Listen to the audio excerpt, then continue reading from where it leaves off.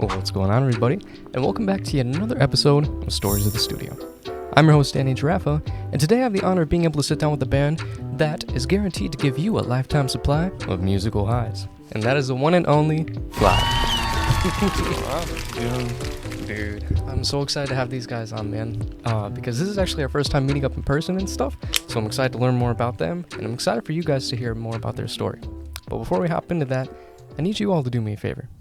I need you all to sit back, relax, and get ready to dive on in, as we get ready to unfold yet another story of the studio. Flie, man, how are you guys doing? I'm pretty good. Can't complain. It's a pretty chill day. It's a pretty good day. Yeah. Nice, cool out compared to the last 95, 100-degree days we've had. Dude, Oh my gosh.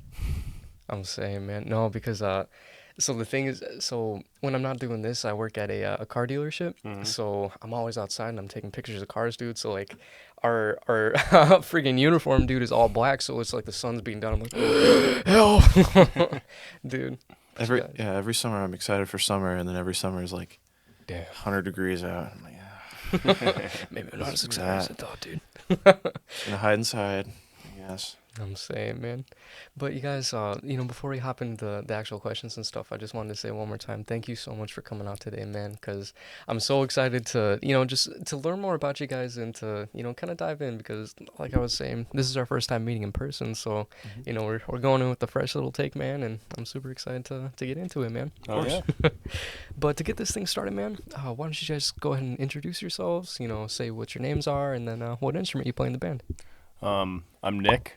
I sing for the band, and that's all I can contribute.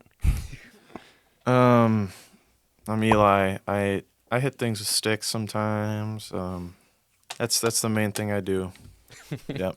Absolutely sick.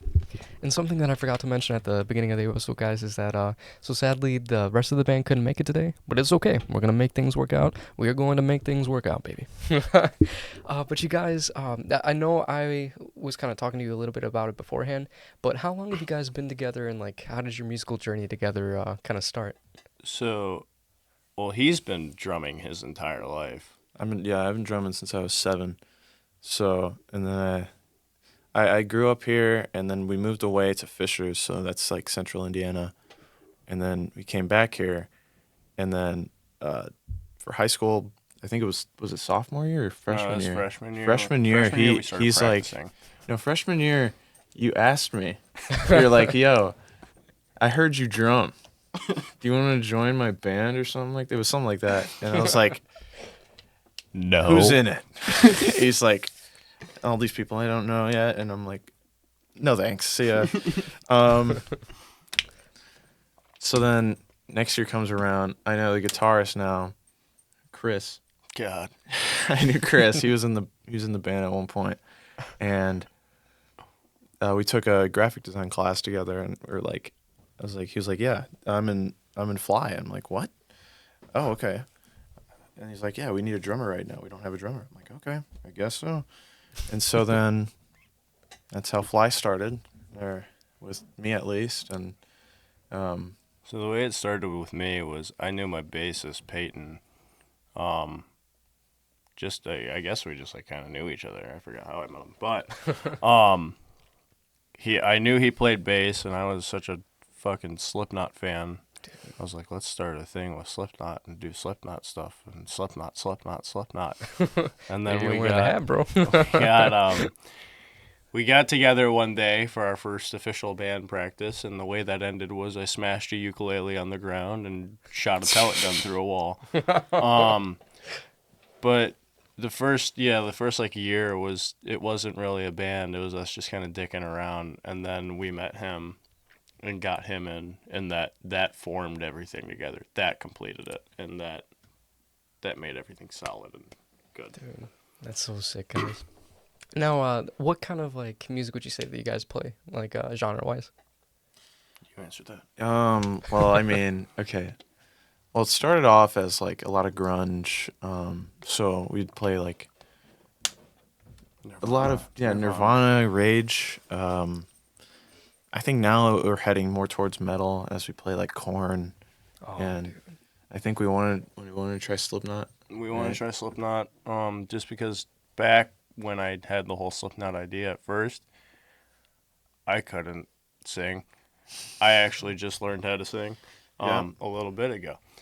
And that's kind of what got us our past few gigs was instead of me screaming, I learned how to sing. But yeah, one of the bands that really helped us out was Freak on a Leash, and specifically Ed for getting us into Hobart and doing all that. But yeah, that kind of sparked me like, hey, let's do some Korn just because, you know, he helped us out. But yeah, the more and more I realize, the more and more I sing, the more and more I realize like my voice sounds better with metal, new metal, stuff like that. Mm-hmm. That's so sick, actually, guys. I love both. I love both genres, dude. Dude, you can never go wrong with like Nirvana and them. And I'm super into like Pearl Jam, like, dude. Oh, yeah. Oh my god, those guys are my jam. We dude. closed on Black. Oh my god, that's my such favorite a good song, bro. Yeah. Well, dude, I love that you mentioned Freak on a Leash too, because Ed, dude, he used to run this place called Big Shots over in Portage, and when I was in a band in high school, dude, we used to play gigs there all the time. So like, I know Ed, and dude, he's the man, he's the man. But dude, that's so sick, actually, guys. Do you guys, like, are you in the process of writing originals and stuff, or do you kind of focus more on, like, doing covers and everything? So, as of right now, we've been sticking to our covers, but That's a good question. like I told you before we started recording, I met up with Nate from Thorn, and we got together, and our brains just kind of combined because he likes the same music I do, and it just, like, we got down like 5 skeletons of us like just within 3 hours. So I guess stay tuned to see that. But for Flie, we don't really know because our guitarist Jacob, he's going away to Purdue. Everyone else is staying up in the region, but he's going away to Purdue. And we're gonna have to talk about, you know, like the future with him and stuff like that. Yeah. So. No, definitely. I know that's always the thing that sucks too, man. Is that because a similar situation happened, man, where my like our singer and stuff, she ended up moving to Florida, and then yeah, so you know she's out there now, man. So we pretty much disbanded and stuff too afterwards, and I was like, damn, dude, I'm gonna miss it, man. but no, dude, you know I think that's one of the hardest things at first is like. First, you got to make sure that you have a solid foundation, dude. Like, you know, you got to have a solid band. And, like, you all have to kind of work together and flow together really nicely. So what would you guys say is probably like the hardest thing about trying to do originals? Is it that where it's like you feel like you're not really complete yet, if it makes sense? Oh, okay. The hardest thing about originals? I mean, kind of, yeah. But my biggest thing, he's a machine when it comes to this. But my biggest thing is I have creative blocks where like I don't have an idea at all, and then at 3 a.m. I think of something when it's too late to show up at his house. Always happens. Always happens. Because his house is the music factory. He's got everything there. He's got drums, bass, guitar. He's got a whole studio down in his basement. What do I have? Jack shit. I have nothing in my house. Yeah, you got a couple guitars. I got a couple guitars, and I'm like, oh, fuck. Yeah. Dude, no, that's a struggle though, man. Cause like I have stuff here, but it's like it's crap. It's like garbage, dude. So I'm definitely in the same boat, bro. But you know what, dude? It's all good. We're gonna figure it out, though, guys. We're gonna figure it out, man. So how long? Okay, so like you guys have kind of known each other for 3 years, and like everything's been in the works since then. But when did you guys start playing gigs?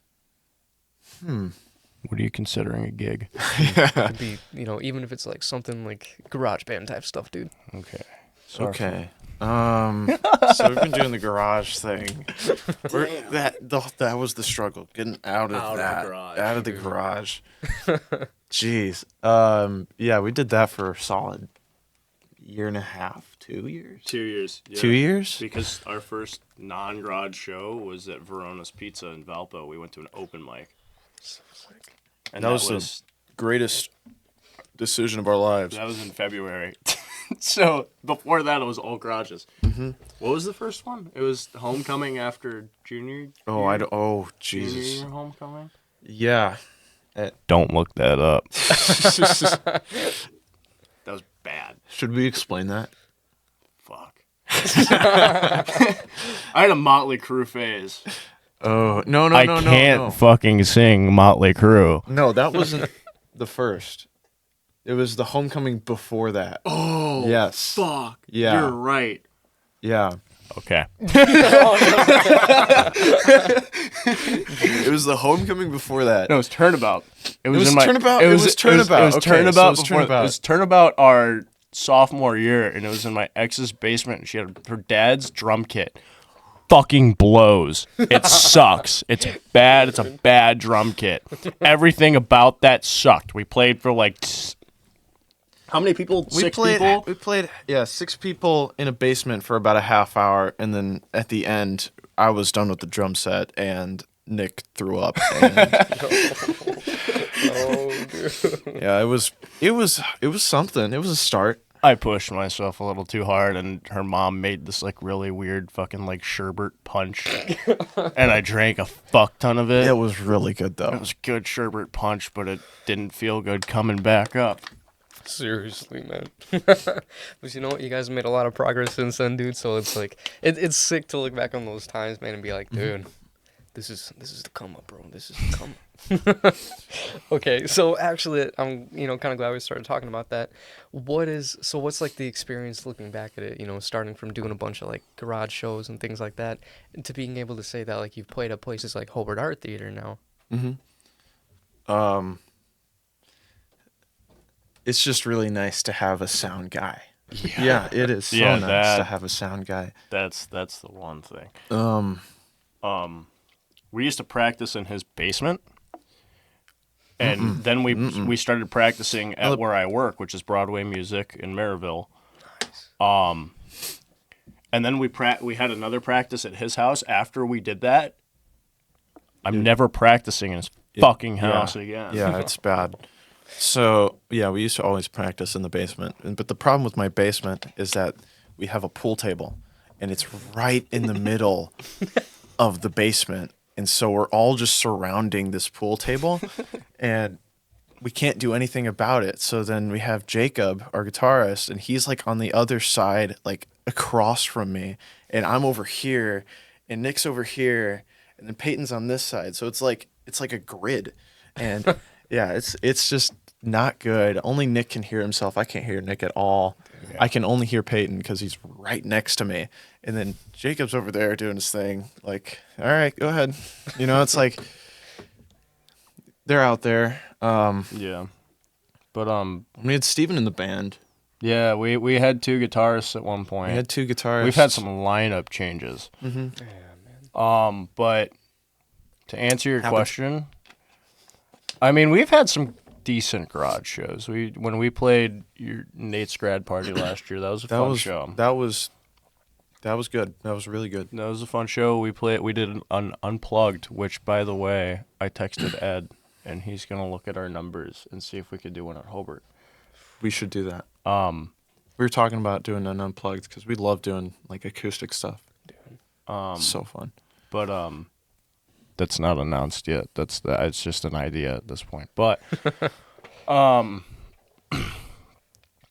we did that unplugged show. That was a very fun garage show. But Verona's, we got a really good crowd reaction. I was like, oh damn, I can actually do something with this. And then we played the Amber Hayes Memorial Concert because Ed's the mother to his children passed. And he threw a benefit with Freak on a Leash, Eyes of Anguish. Shout out Eyes of Anguish. They're awesome.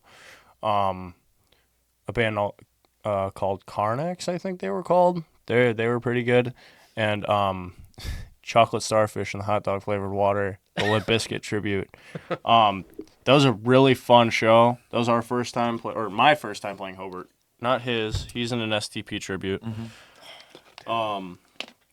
But that crowd was awesome, especially because Freak on a Leash pulled me back up to play Good God. That was a fun show. That was a really good performance. Like, actually, probably one of your best. Yeah, that was a fun show. It's a good show. That's actually so amazing, guys. And what would you guys say, like, how would you explain how it feels to be able to go out there and, like, you know, you do your practices and everything, you work really hard to you know, like, just to come together as a unit and, like, being able to express that out to people in, like, shows and stuff. How does it feel to be out there, dude? Well, okay. It starts, that feeling of adrenaline just starts in the green room. You go in the green room in the Hobart Art Theatre, and you're just like, oh shit, I'm about to play in front of like 500 people. Oh no. Oh, no. Yeah.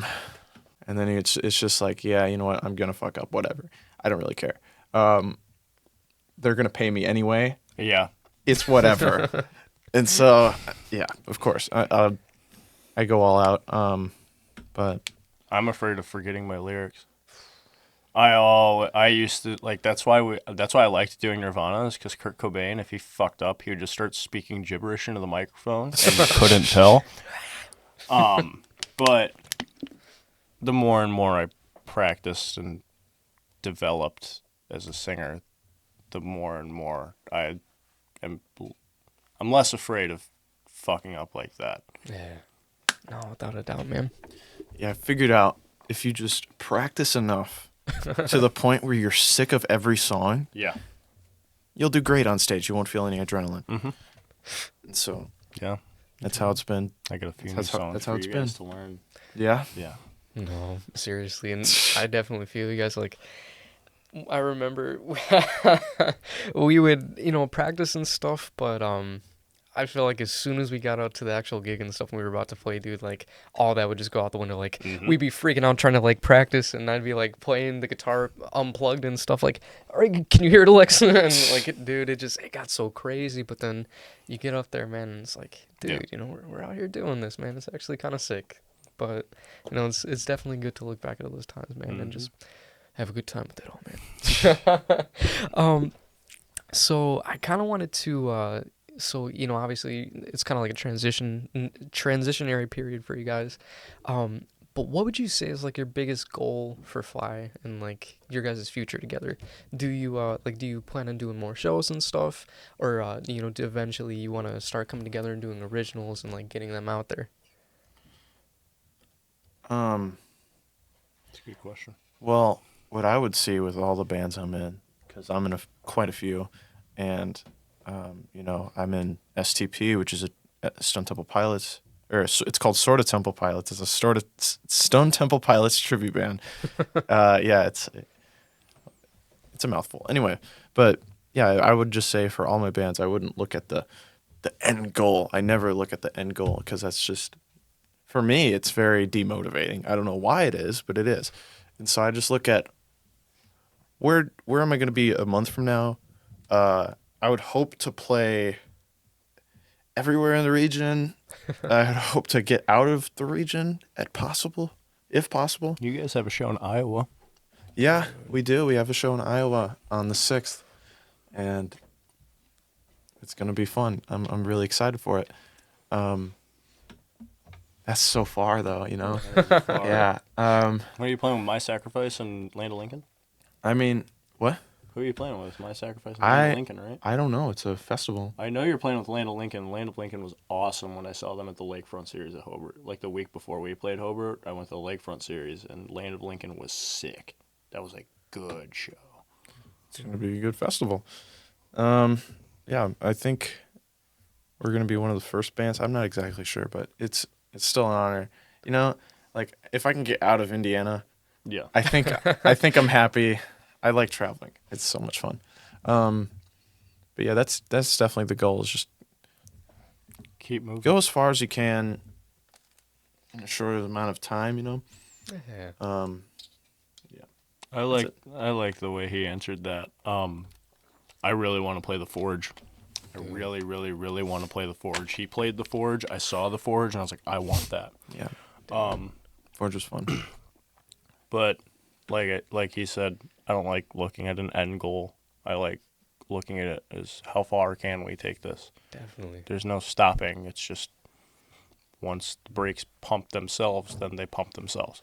Yeah, man.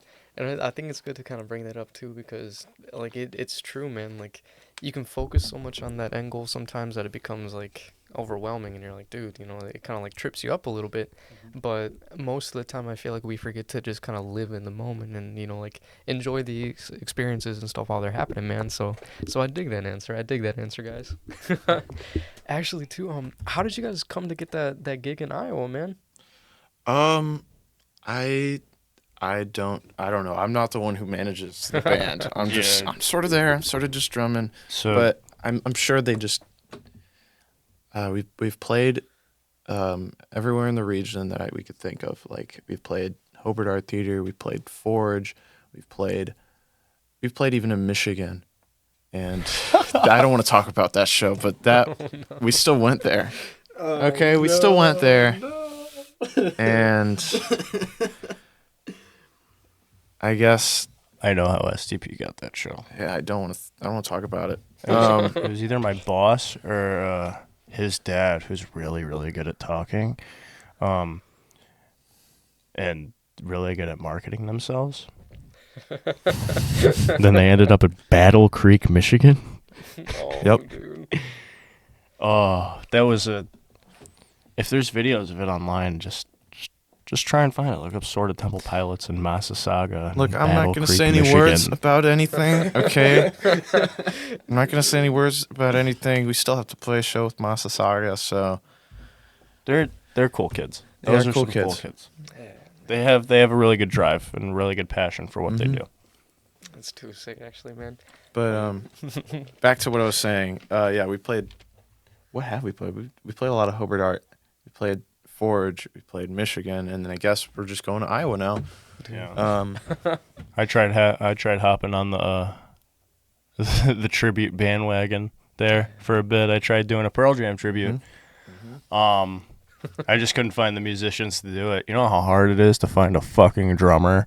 Dude. You know how hard it is? It took us a year to find him. He's the one of the only drummers I know that isn't already in 20 bands. Dude.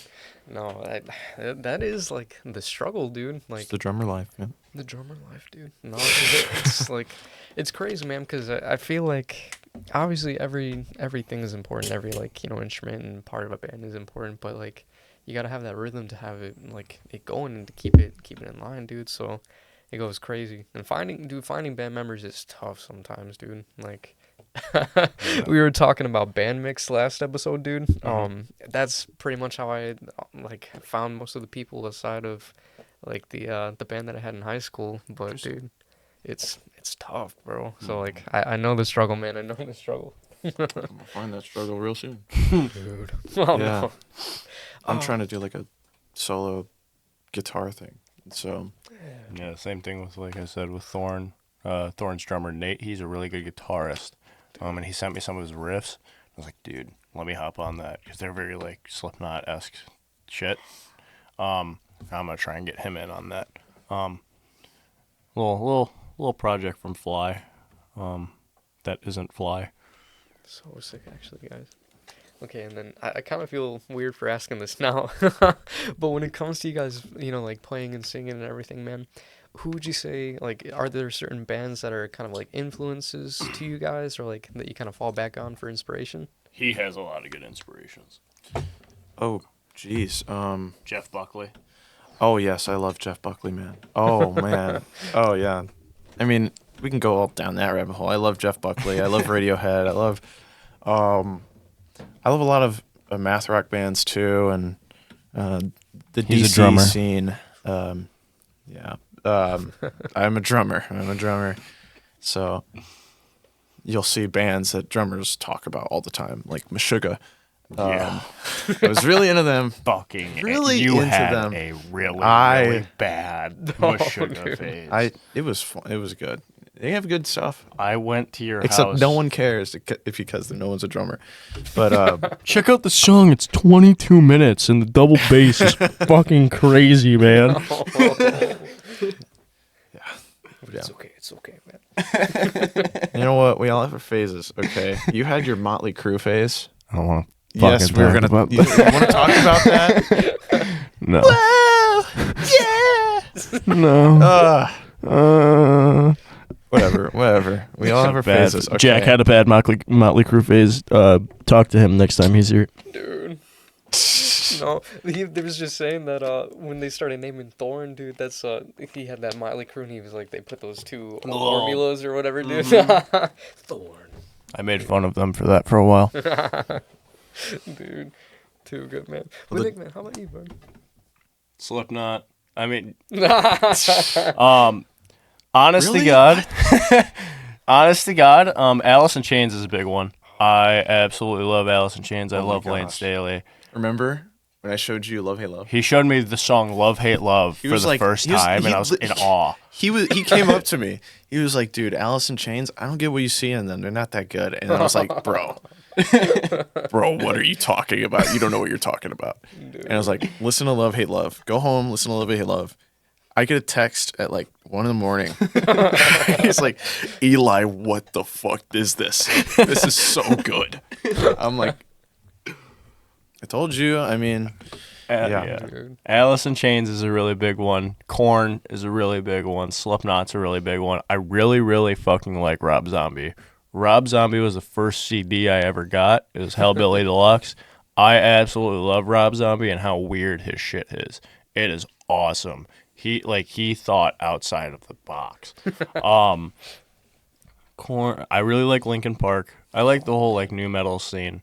I still am, but not as much, thanks to Dane from Thorn. I kind of hated Limp Bizkit.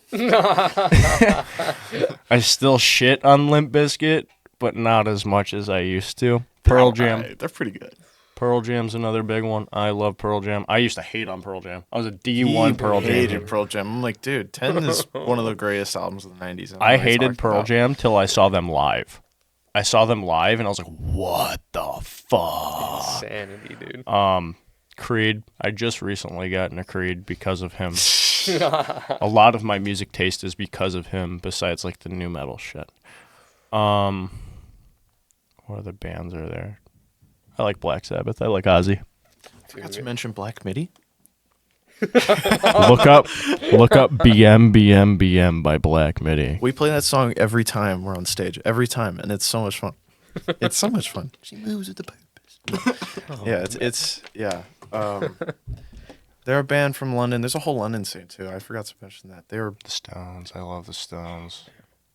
Stones. The Stones. Rolling Stones. The Rolling Stones. They're The not the Rolling Rolling The Stones. Rolling Stones. It's like one of the first bands I really got into was the Rolling Stones. Actually, too sick. No, I mean, you guys got some like good music. Like, dude, the new metal scene, dude. Like Jeff Buckley-esque type stuff, dude.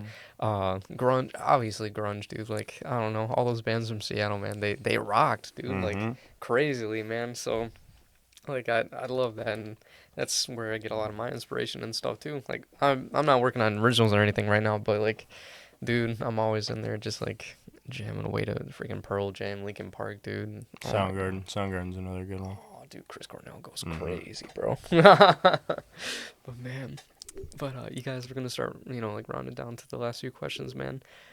So one of the biggest things is there any like specific memories or like stories that you guys want to share that like you just look back on and you're like, dude, that was a good day, or like that was a really memorable type of experience? I feel like I should be thinking of something. What's that something? I don't know. There's a lot of things we've done. Yeah. Sometimes, you ever have those days where you just don't practice at all? There's been a couple of those where, because my basement also has 3 TVs, right? And so we have a bunch of gaming consoles. We're all nerds, whatever. And so Sports. So there's just days we play for like a half hour and we get bored. And then Nick's like, I will beat the shit out of you in bowling. Oh, no. I'm like, bring it on, Buster. And so we have doing that tonight. And then Jacob's over there like plucking the worst shit with the worst effects. He'll And have his it's like just- whammy on, yeah. or his wah on with like the weirdest fucking chorus, and then he'll like turn this distortion on his amp on, and then flip his distortion pedal, and we'll be playing Wii Bowling, and I'm trying to kill this kid in Wii Bowling, and all I hear is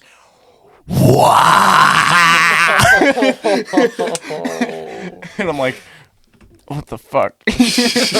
What's going on? Those are good times. I think that garage show we played for his buddy's grad party, that wasn't Jake's first show. So Jacob was not our original guitarist. We had Chris. I'll stay silent on him. And we also had Steven. Steven still remains a very good friend. He just kind of lost interest in guitar. But we brought Jake in while Steven was still in the band. And Jake is he's been playing guitars for 4 years, and he's playing laps around people who've been playing for 20. He's phenomenal. And he's not just a guitarist. He's also playing violin, and he's playing saxophone, and he's playing plays bass because bass comes with guitar. I don't know. He could probably play mandolin. He could probably play ukulele. I don't think he can play mandolin or ukulele, but the violin, You get the point. is You get the big point. thing. Dude. You get the point. Yeah, bringing him in, I shit you not, he probably didn't talk to me for like 3 weeks. He's the most quiet person you will ever meet in your entire life. And I guarantee if he were here right now, I love him to death. If he were here right now, he probably would have said 2 words. Crazy. Yeah, that is true.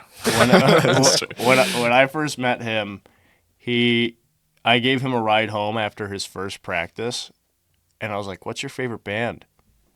System of a Down. What's your favorite song by them? BYOB.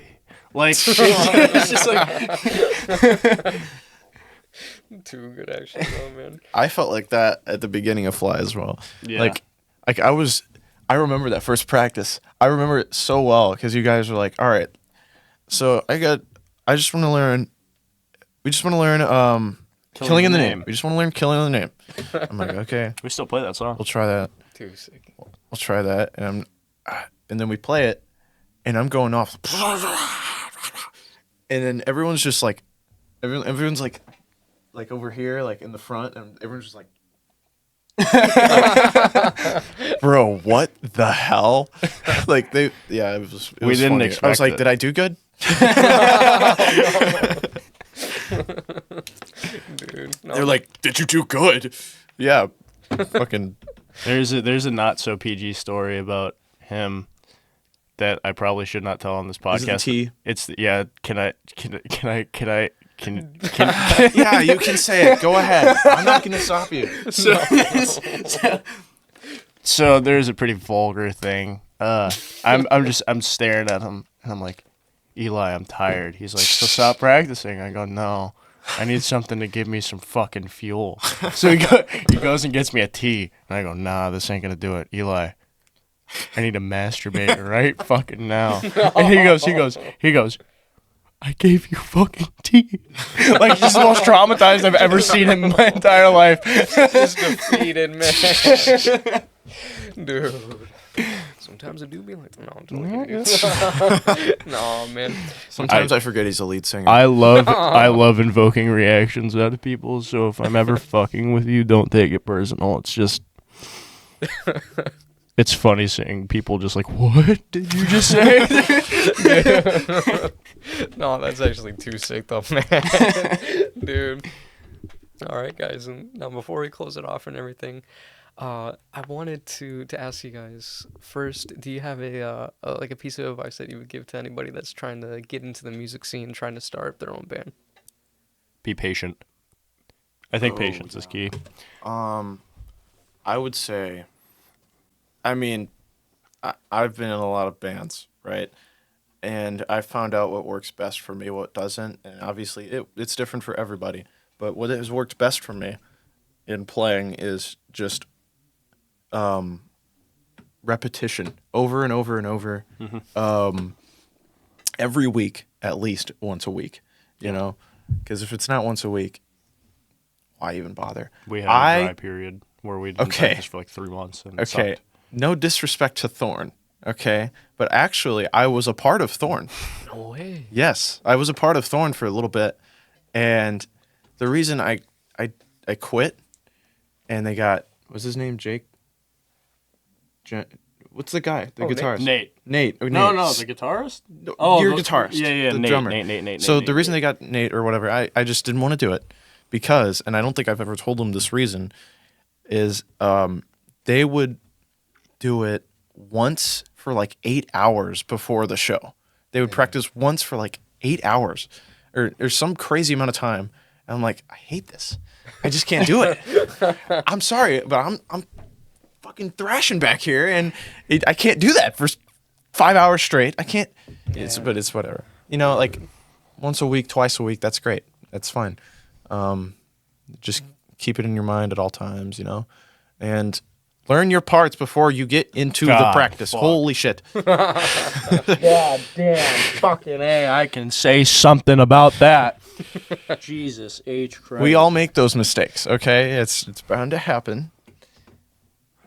But that's how you get tight. That's how you get tight.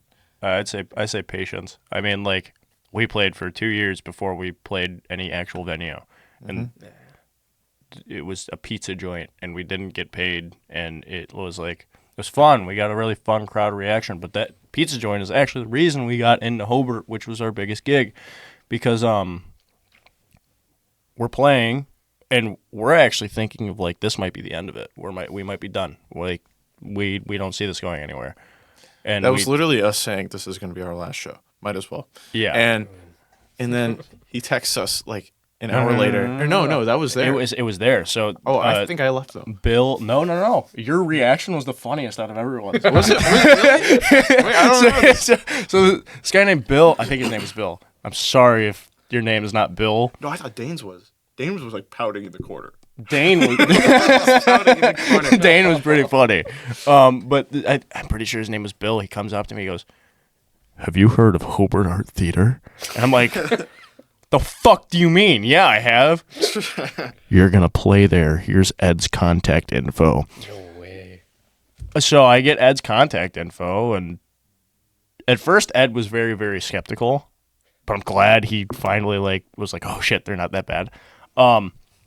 His reaction was funny though, because everyone's thinking we're done, and I walk into the room. I go, "Guess who I just talked to?" They're like, "Who?" "A guy named Bill." "What the fuck does that have to do with us?" And I go, "We're playing Hobart Art Theatre." I see him. He just goes, You're lying. I was not thinking we would make it out of the garage, actually. Though, yeah.